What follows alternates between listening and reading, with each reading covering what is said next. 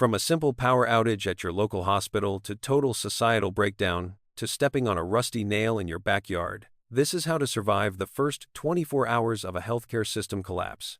And spoiler alert, while some people think the big threat is violence or looting, most people actually die from dehydration, infected cuts, and running out of their prescriptions. But here's the thing your apocalypse Netflix binge didn't prepare you for. The clock starts ticking the moment you realize the ambulance isn't coming. Hour zero begins when you call 911 and nobody picks up. When the ER has a sign on the door that says, "Closed." When your kid's asthma attack happens and you're completely on your own. And if you think this sounds like paranoid prepper fantasy, just ask the people in Puerto Rico after Hurricane Maria, or New Orleans during Katrina, or literally anyone who lived through a COVID ICU overflow, because healthcare collapse isn't some distant Mad Max scenario. It's happened before, it'll happen again, and when it does, your survival comes down to what you know and what you have in the next 24 hours. Healthcare collapse doesn't mean Mad Max. It doesn't mean roving gangs in leather jackets and fighting over gasoline. It means the thing you think is fixable suddenly isn't.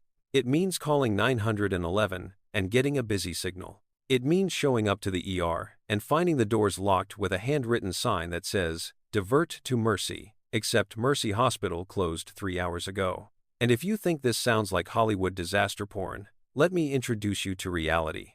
Healthcare collapse exists on a spectrum. We've already seen every level of it in modern America. Tier 1 is what most people experienced during COVID. Delays, triage, no elective surgeries, ERs packed to the point where people died in waiting rooms because there weren't enough beds. This is the mild version, where the system is still technically functioning, just barely. You can still get care if you're dying right now. But if you need anything that isn't immediately life-threatening, good luck. Hospitals start making brutal choices about who gets treatment and who gets sent home with aspirin and prayers. Pretty insane when you think about it. Tier 2 is what happened in Puerto Rico after Hurricane Maria in September 2017. No ambulances, ERs closed or running on generators with limited supplies. Only trauma care available, and even that's questionable. This lasted 11 months. Almost a full year, where if you had a heart attack in San Juan, your survival odds dropped from 85% to maybe 20%. Where diabetics died because insulin needs refrigeration and there was no power. Where simple infections became death sentences because antibiotics ran out in the first week. Tier 3 is total absence. You're completely on your own. This is what happened in Sarajevo during the 4-year siege in the 1990 seconds. What's happening right now in parts of Syria and Yemen. What happened in New Orleans during the worst days of Katrina in August 2005. The hospitals aren't just closed. They're destroyed, looted, or abandoned. The doctors and nurses are either dead, gone, or dealing with their own family emergencies. Medical supply chains don't exist. You can't buy antibiotics because the pharmacy burned down 3 days ago. And here's the thing preppers don't want to admit. Stockpiling guns doesn't help when your kid needs an appendectomy. The tactical vest and freeze-dried meals won't save you from sepsis. Smart people stockpile antibiotics, saline solution, and oral rehydration salts. Because in every documented healthcare collapse scenario, from natural disasters to war zones, mortality rates spike 300 to 400% in the first week. Not because of violence, not because of starvation, because people die from things that were completely preventable 48 hours earlier. A study of Hurricane Katrina's aftermath found that preventable deaths outnumbered violent deaths by a ratio of about 8 to 1. Most people died from infections, dehydration, chronic disease complications, and lack of basic medical intervention. One hospital in New Orleans reported that they lost more patients to heat stroke and dehydration in the first 3 days than they did to trauma injuries during the entire 2-week crisis. The uncomfortable truth is that modern healthcare runs on incredibly fragile just-in-time supply chains. Your local hospital has about 3 days of critical supplies, maybe 1 day of backup generator fuel. Pharmaceuticals get delivered every 48 hours because storage is expensive, and nobody wants to warehouse expensive drugs that might expire. It's efficient right up until the delivery trucks stop coming, and when they stop, the clock starts ticking fast. So what actually kills people when the hospitals close? Turns out it's not the dramatic stuff, it's way dumber than that. In the first 6 hours of healthcare collapse, Most people don't die from gunshot wounds, or nuclear fallout, or roving gangs of bandits. They die from diarrhea, infected cuts, and asthma attacks. I mean, come on, that's embarrassing. But it's true. And the timeline is brutal. Hour 0 to 2. Diabetics start dying. If you're insulin dependent and you miss your dose, you've got about 4 to 6 hours before you slip into diabetic ketoacidosis, which is when your blood turns acidic because your cells can't process sugar. Not great. Your body starts breaking down fat for energy instead. Which sounds like a decent diet plan until you realize it produces acids that poison your blood. Symptoms start with extreme thirst and confusion, then progress to vomiting, difficulty breathing, and eventually a coma. Without treatment, you're dead within 24 hours. During Hurricane Katrina in 2005, dozens of diabetics died exactly this way because they couldn't access their insulin when pharmacies flooded and hospitals evacuated. Hour 2 to 4. Asthma attacks become death sentences. In normal times, you grab your inhaler, take a couple puffs of albuterol, and you're fine in 15 minutes. In collapse, that inhaler runs out, and there's no refill coming. An untreated severe asthma attack can kill you in 15 to 30 minutes. Your airways constrict, you can't get oxygen, and you suffocate while fully conscious. It's one of the worst ways to go, and it happens to thousands of people during disaster scenarios. Kids are especially vulnerable because their airways are smaller and constrict faster. Get them a spare inhaler now, not later. Hour 4 to 6. Dehydration from vomiting and diarrhea starts claiming lives. Cholera, which is what you get from contaminated water, can kill you in as little as 12 hours if you're severely dehydrated. You lose fluids faster than you can replace them. Your blood pressure crashes, your organs shut down, and you die. This is what killed thousands in Haiti after the 2010 earthquake when the water treatment systems failed. And before you think that's a third world problem, remember that any time clean water stops flowing in a modern city, cholera and dysentery show up within days. Then there's the rusty nail scenario that everyone jokes about until it happens to them. You step on a nail in your backyard. It's a small puncture wound, barely bleeding. You clean it with some water, slap a Band-Aid on it, and go about your day. In normal times, you'd get a tetanus shot and maybe some antibiotics if it looked infected. In collapse, that tiny wound becomes a ticking time bomb. Within 24 hours, bacteria start multiplying in the wound.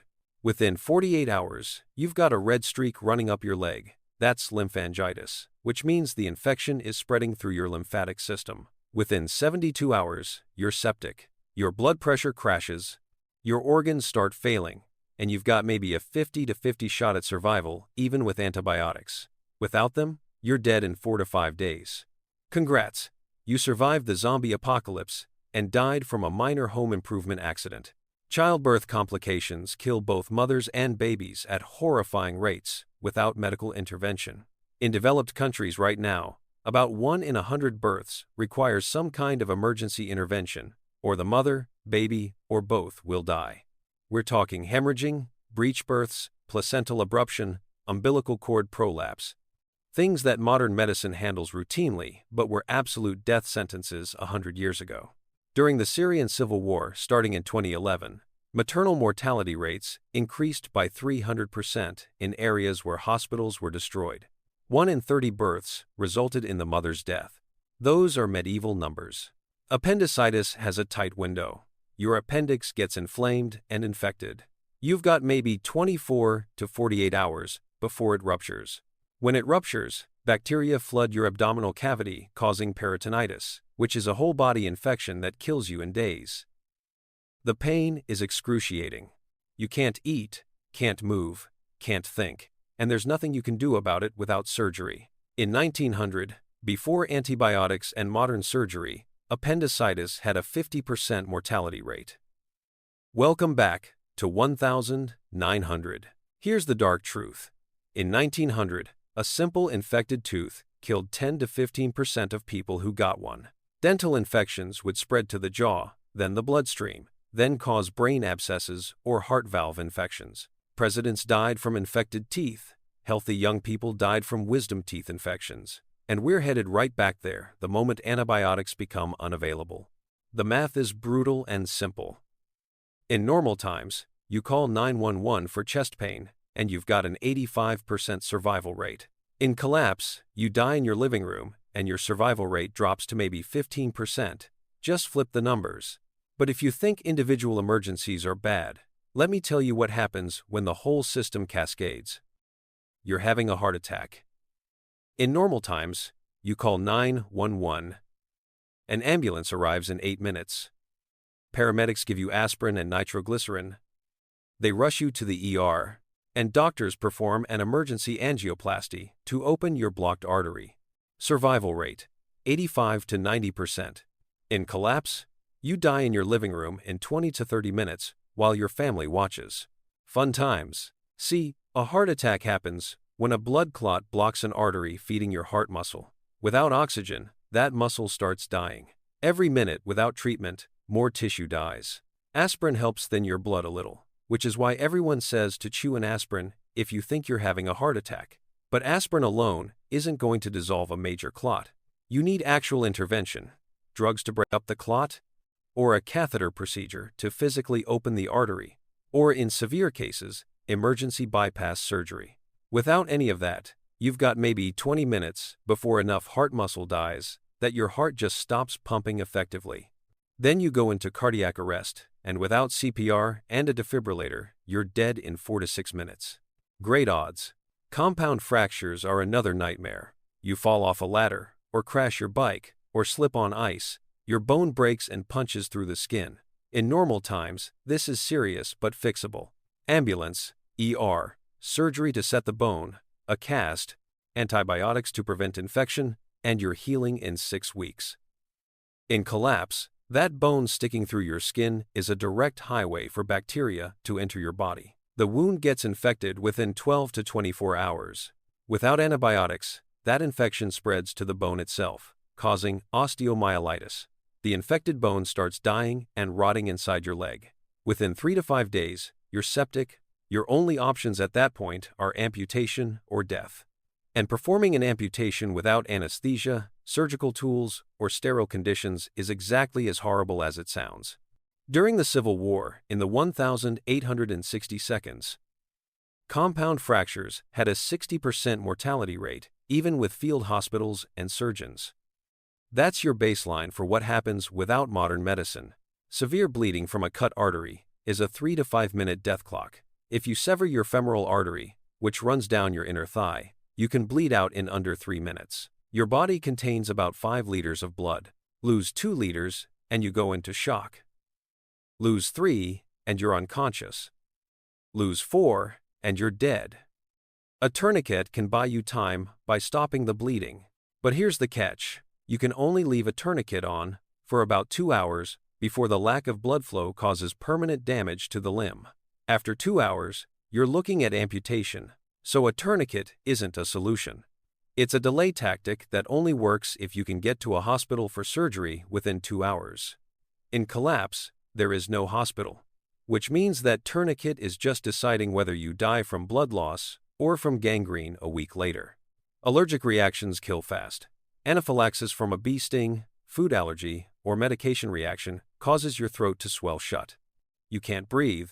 You've got about 15 minutes before you suffocate. An EpiPen fixes this immediately by delivering epinephrine, which opens your airways and stops the reaction. No EpiPen, you die. Simple as that. And here's a tip that might save your life. Expired EpiPens still work. They lose potency over time, maybe dropping to 70 or 80% effectiveness after a year past expiration. But 70% of something is better than 100% of nothing. Keep your expired EpiPens. In an emergency, they could absolutely save someone's life. Strokes are particularly brutal because you're watching your brain die in real time.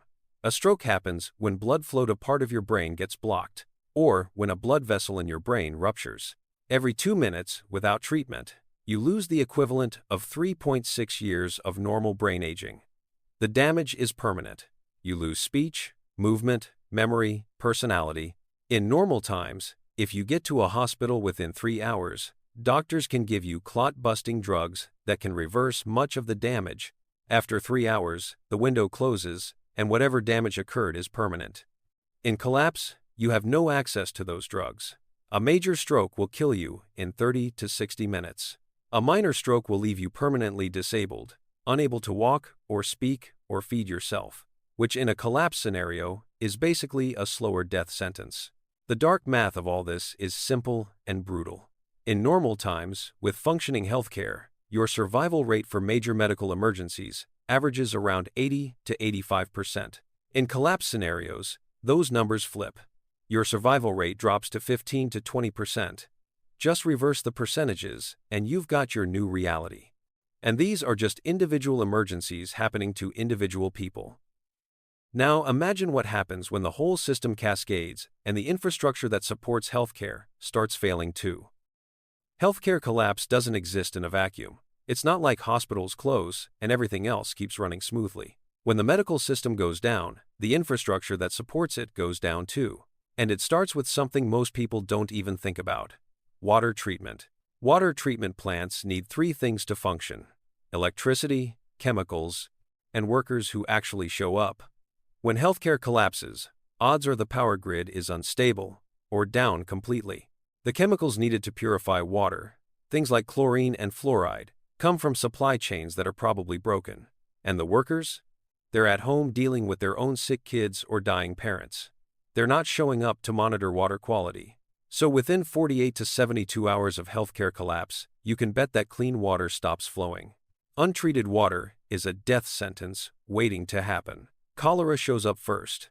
It's a bacterial infection you get from drinking contaminated water, and it kills through severe diarrhea and dehydration.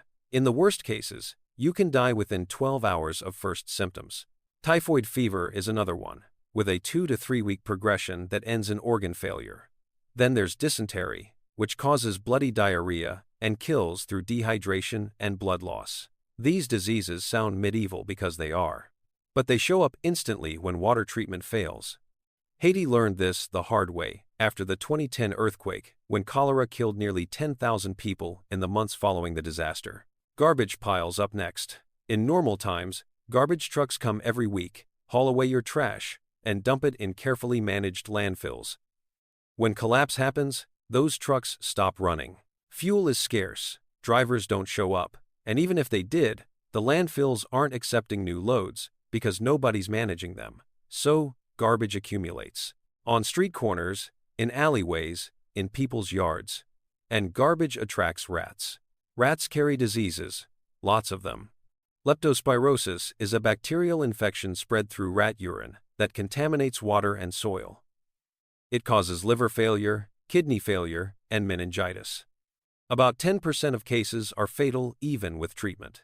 Without treatment, that number climbs to 20 or 30%. And then, there's plague. Yes, actual bubonic plague. The same disease that killed a third of Europe in the Middle Ages. It still exists, carried by fleas that live on rats.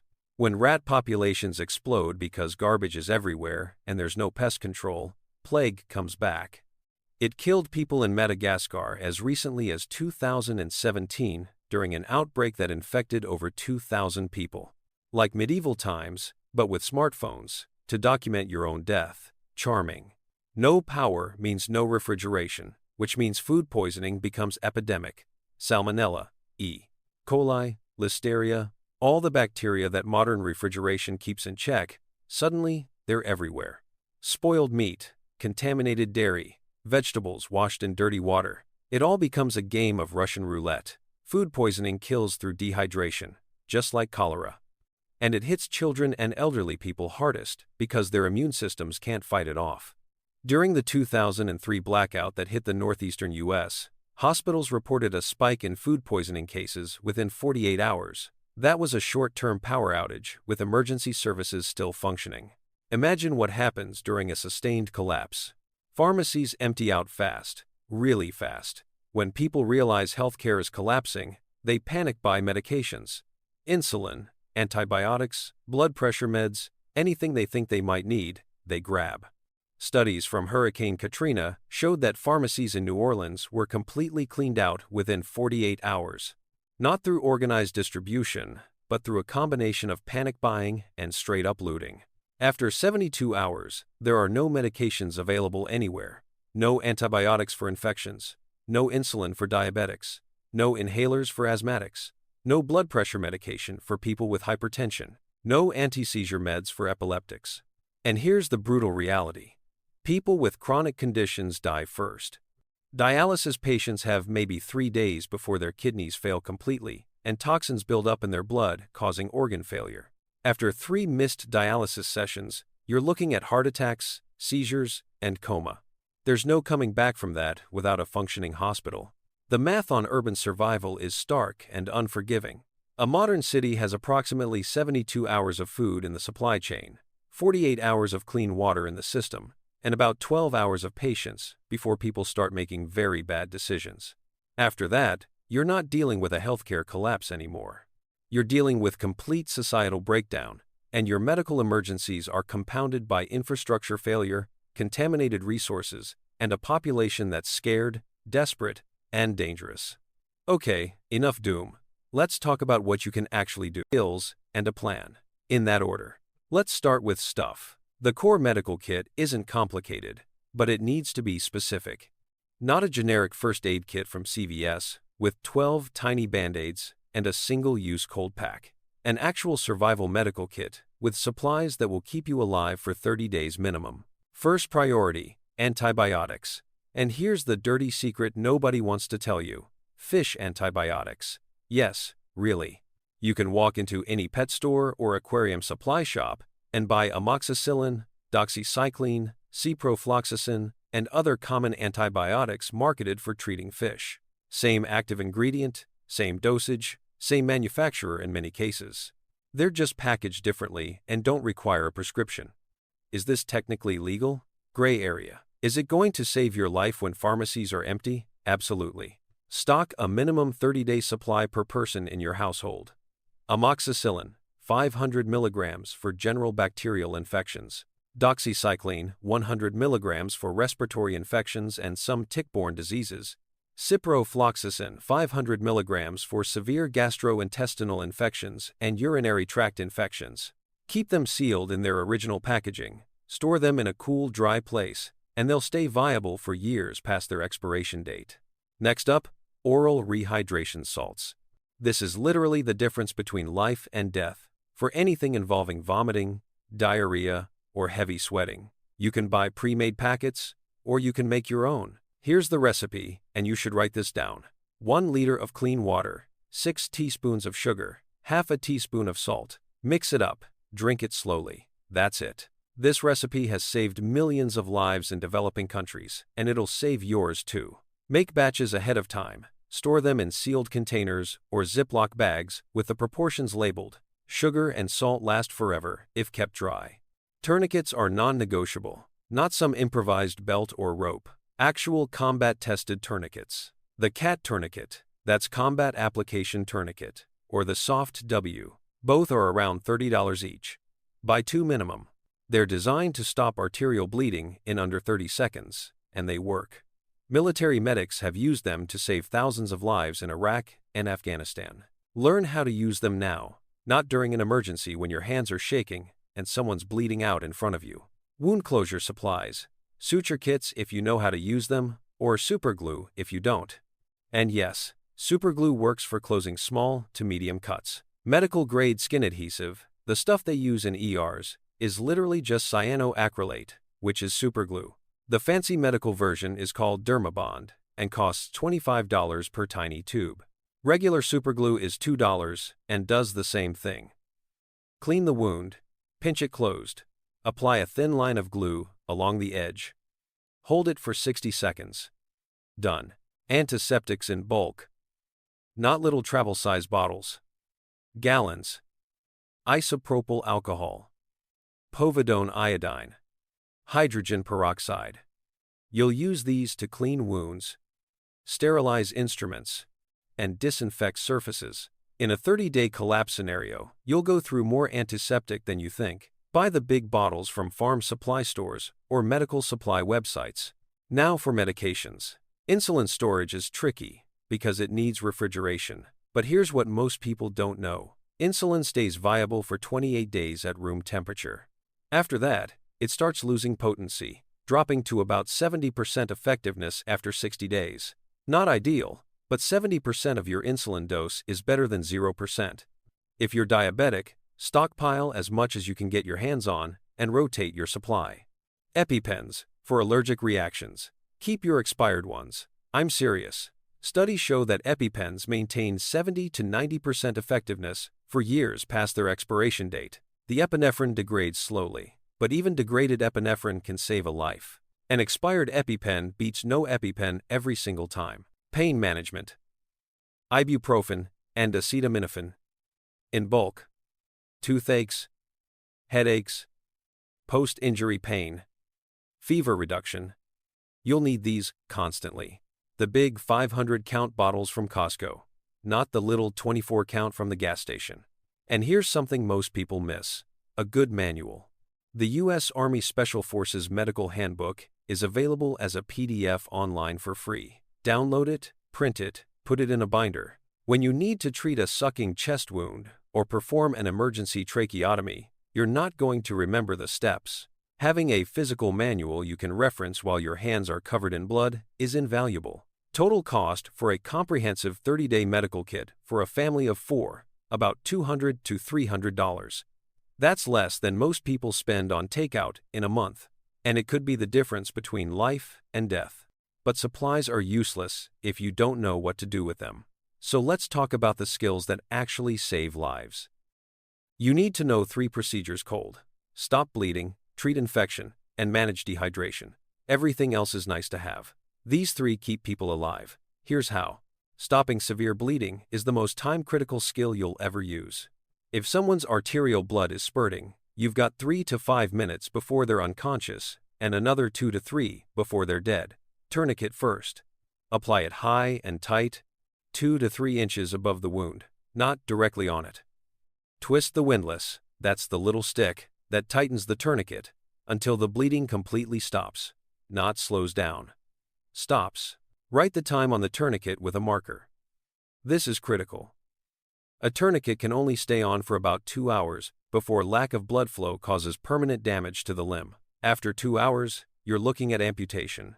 So that time marking tells you or anyone else treating this person when the clock started ticking. For wounds that can't be tourniqueted, like abdominal injuries or cuts on the torso, you pack the wound. Take gauze, or if you don't have gauze, use the cleanest cloth available. Push it directly into the wound, not around it, not near it, into it. Pack it hard. Use your full body weight if you have to.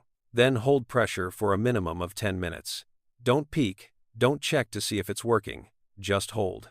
If blood soaks through the first layer of gauze, don't remove it. Add more on top, and keep pressing. Removing the gauze destroys the clotting that's trying to form. You'll restart the bleeding and lose any progress you made. Treating infection is your second critical skill. The problem with infections is they're sneaky. What starts as a small cut can turn into a life-threatening emergency in 48 to 72 hours if you miss the signs. Red streaks radiating from a wound? That's lymphangitis, which means bacteria are spreading through your lymphatic system toward your heart. Hot skin around the wound, swelling, pus, and fever are all bad signs. If the person becomes confused or disoriented, that's sepsis, which is when the infection enters the bloodstream and triggers whole body inflammation. At that point, you're in a race against time. Antibiotic dosing for common infections. Amoxicillin 500 milligrams every 8 hours for 7 to 10 days minimum. Don't stop early just because symptoms improve. Stopping antibiotics early is how you create antibiotic-resistant infections that come back worse. Finish the full course. And here's the hard truth nobody wants to hear.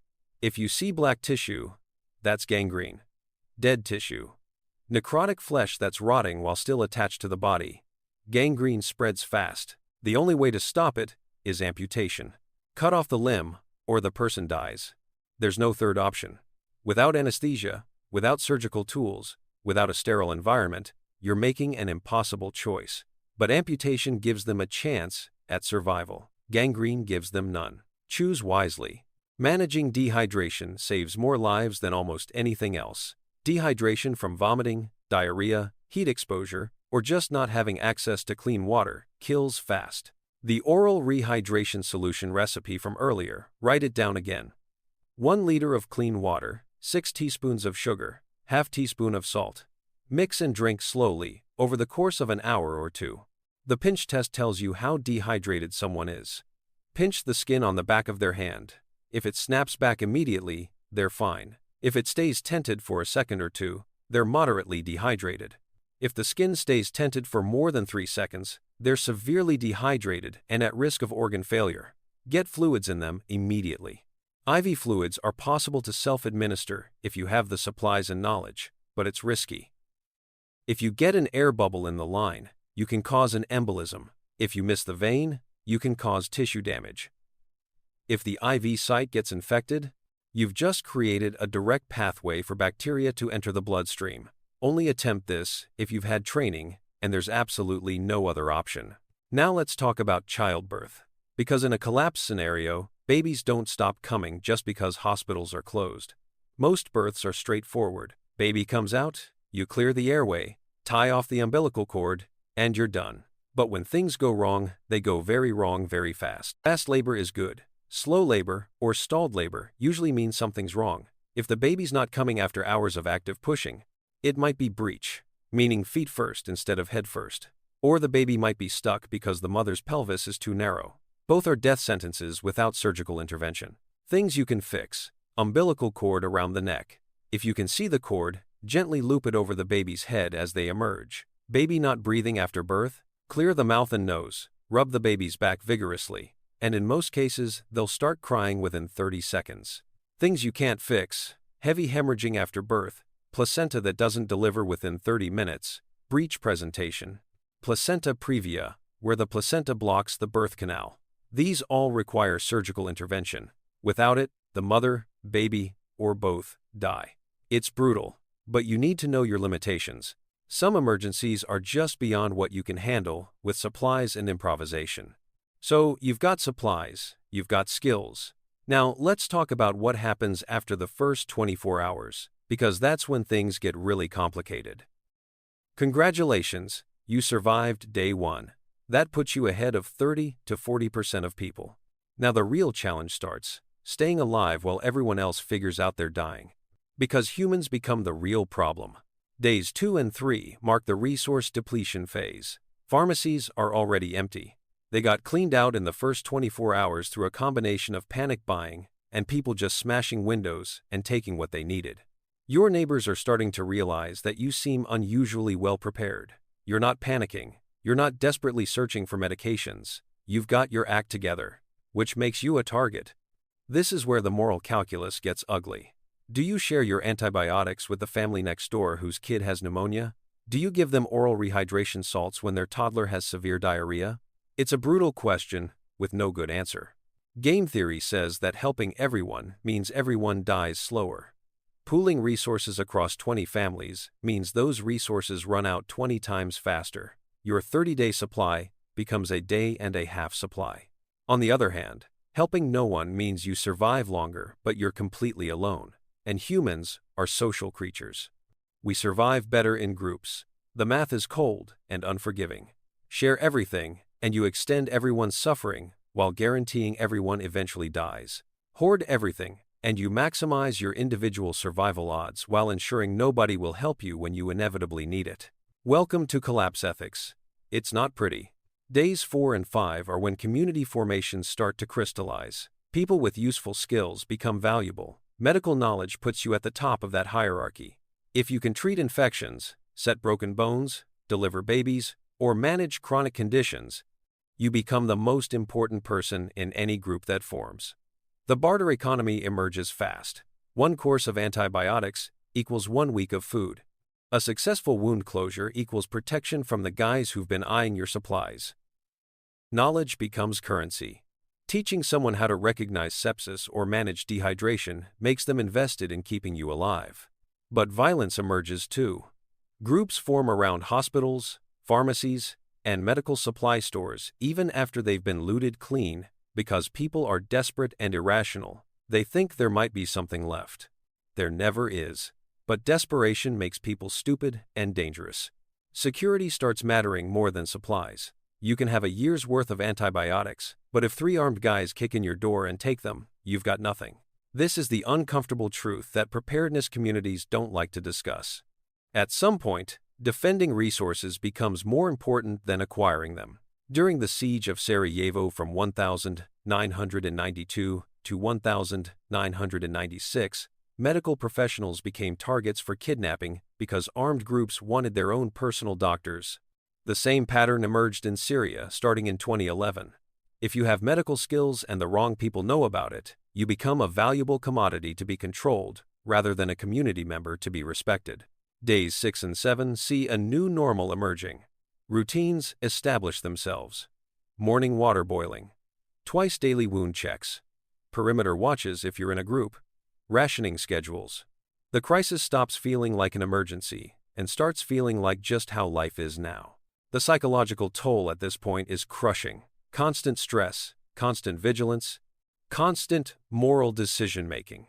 Do we use the last antibiotic course on the 70-year-old diabetic who probably won't survive long anyway, or save it for the healthy 30-year-old who has a better chance?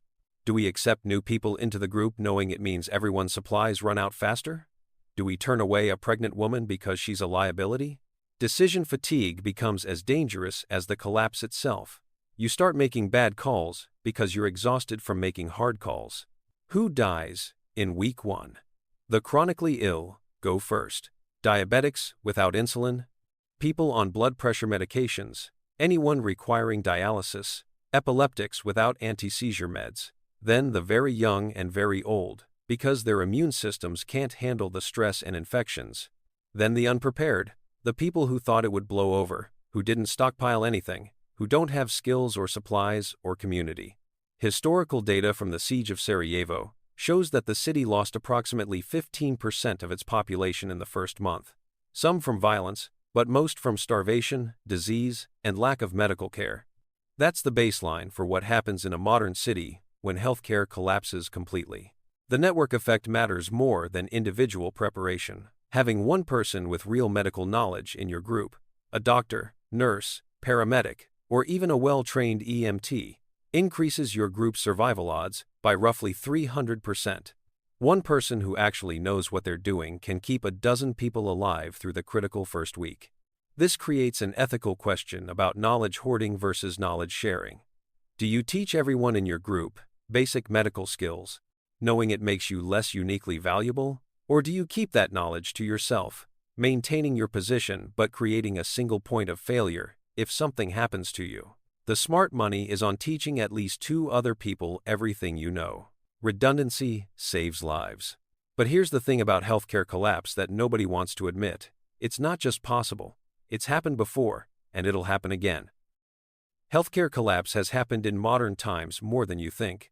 In the last 50 years, at least a dozen major cities have experienced complete or near-complete healthcare system failure. And they all started the same way you'd expect a normal emergency to start, until suddenly they weren't normal anymore. Hurricane Katrina, August 2005. New Orleans lost its entire healthcare infrastructure for weeks. Final death toll: approximately 1,800 people. But here's what most people don't know. The majority of those deaths weren't from drowning. They were from preventable medical emergencies: diabetics who couldn't access insulin, elderly people who died from heat stroke in evacuation shelters, infected wounds that turned septic because there was no medical care available. Studies estimate that 40 to 60% of Katrina deaths were medically preventable with basic intervention. Hurricane Maria, September 2017. Puerto Rico's healthcare system collapsed for 11 months. Official death toll was initially reported as 64. Later studies revised that number to nearly 3,000. Most died from lack of access to medications, inability to get dialysis, untreated infections, and complications from chronic diseases. The power grid was down. Hospitals were running on generators that eventually ran out of fuel, and supply chains were completely broken. For almost a year, Puerto Rico was effectively a third-world country in terms of healthcare access. The Syrian civil war destroyed approximately 70% of the country's healthcare infrastructure between 2011 and present. Hospitals were deliberately targeted by airstrikes. Doctors were assassinated or fled the country. Medical supply chains were obliterated. Mortality rates for preventable conditions, increased by 500%. Women died in childbirth at rates not seen since the 1800s. A simple appendicitis became a likely death sentence. COVID-19 peaks in Italy, New York City, and India caused temporary regional collapses. During the worst surges in March and April 2020, hospitals in northern Italy had to make triage decisions about who got ventilators and who didn't. Translation: who lives and who dies. New York City stored bodies in refrigerated trucks because morgues were full. India ran out of oxygen supplies in April 2021, and people died in hospital parking lots, gasping for air while their families begged for help that never came. These weren't hypothetical scenarios. These were modern cities with advanced infrastructure that experienced total healthcare collapse within living memory. The fragility thesis is simple. Modern healthcare runs on just-in-time supply chains. A 3-day disruption is when collapse begins. The average hospital maintains about 3 days of critical supplies: pain medications, antibiotics, IV fluids, surgical materials, all delivered continuously because storage is expensive and nobody wants inventory sitting on shelves. The average hospital also has approximately 1 day of emergency generator power. After that, they're dependent on the electrical grid. No power means no ventilators, no monitoring equipment, no refrigeration for medications, no sterilization equipment, no electronic medical records. The average American has a 3-day supply of their prescription medications, maybe a week if they're diligent about refills. 0 days of backup plan. When pharmacies close or supply chains break, people run out of life-sustaining medications almost immediately. We're one major cyber attack away from healthcare collapse, one pandemic worse than COVID, one infrastructure failure that cascades across multiple systems simultaneously. It's not a question of if, it's a question of when. The preparation gap is staggering. About 40% of Americans can't cover a $400 emergency expense. You think they have a stockpile of antibiotics, a trauma kit, a 30-day supply of their medications? Most people are 3 days away from a medical crisis in the best of times. In collapse, they're 3 hours away. But here's the thing. Most deaths in collapse scenarios are preventable, with less than $300 of preparation and some basic knowledge. That's not a huge investment. That's less than most people spend on streaming services in a year. You don't need to be a doomsday prepper living in a bunker. You just need to not be stupid. The statistics on healthcare collapse are brutal. In documented collapse scenarios, mortality rates increase 300 to 400% in the first week. That's compared to normal baseline death rates. Preventable deaths, meaning deaths that wouldn't have occurred with access to basic medical care, account for 60 to 70% of all casualties. Recovery timelines vary depending on the cause and severity. Minor collapses, like short-term infrastructure failures, can restore partial function in 30 to 90 days. Major collapses, like what happened in Puerto Rico or is currently happening in parts of Syria, take 1 to 2 years to restore even basic healthcare services. And that's assuming there's external help coming, functioning government, and resources to rebuild. Look, odds are you'll never need this information. Most people will live their entire lives without experiencing healthcare collapse. But if you do need it, you'll remember this video. You'll remember the supplies, the skills, the timelines, the brutal math of survival. And if you think this is paranoid, remember one thing. The people who died in Katrina thought it was paranoid too. The people in Puerto Rico thought their infrastructure was solid. The people in New York City in March 2020 thought the hospitals would never run out of beds. Nobody expects collapse until it's happening to them. By then, it's too late to prepare. Stay safe, stay prepared, and maybe keep some fish antibiotics in your closet.